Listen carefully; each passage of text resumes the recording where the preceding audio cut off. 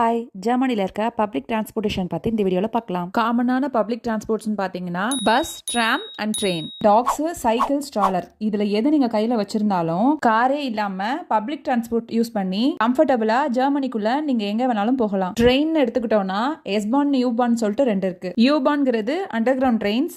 இது வந்து சிட்டிக்குள்ள இருக்க ஏரியாவை கவர் பண்ணும். எஸ்பான்ங்கிறது சிட்டி ரேபிட் ரயில். பப்ளிக் டிரான்ஸ்போர்ட்டேஷன்லயே ஒரு ஃபாஸ்டஸ்ட் ஃபார்ம் எதுன்னு பார்த்தோம்னா இந்த எஸ்பான் தான். இந்த எஸ்பான் சிட்டிக்கு உள்ள இருக்க மெயினான பிளேசஸையும் நியர்பை சிட்டிஸையும் கவர் பண்ணும். மற்ற ஏரியாஸை ட்ராமும் பஸ்ஸும் கவர் பண்ணும். பஸ், ட்ராம், ட்ரெயின் இது எல்லாத்துலயுமே சைக்கிள், ஸ்ட்ராலர் வைக்கிறதுக்குன்னு தனியா ஒரு ஸ்பேஸ் இருக்கும். அதே மாதிரி எல்லா வண்டிக்குள்ளேயும் சிட்டி மேப், நெக்ஸ்ட் என்ன ஸ்டாப் வரப்போகுதுங்கிறத இண்டிகேட் பண்றதுக்கு ஒரு display, waste bin, temperature controller, அதாவது வெயில் டைம்ல ஏசியும் குளிர் டைம்ல ஹீட்டரும் போடுவாங்க. முக்கியமா ஒன் டே பாஸ் எடுத்துட்டோம்னா பஸ், ட்ராம், ட்ரெயின் எதுல வேணாலும் போய்க்கலாம். இதை பத்தி நீங்க நினைக்கிறீங்கன்னு கமெண்ட் பண்ணுங்க. மறக்காம சப்ஸ்கிரைப் பண்ணிடுங்க. பாய்.